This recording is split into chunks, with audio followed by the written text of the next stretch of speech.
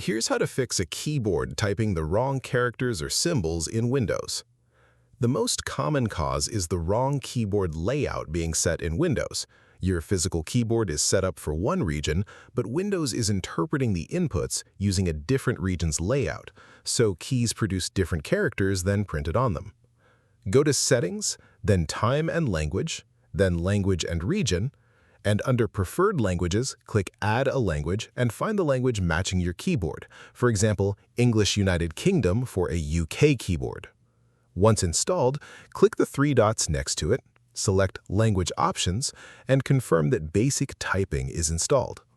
Under the Keyboard section, make sure the correct keyboard layout is selected. If you have multiple languages listed, drag your preferred one to the top of the list.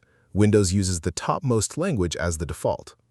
A very common mistake is having the correct language installed but leaving it lower in the list, so Windows ignores it.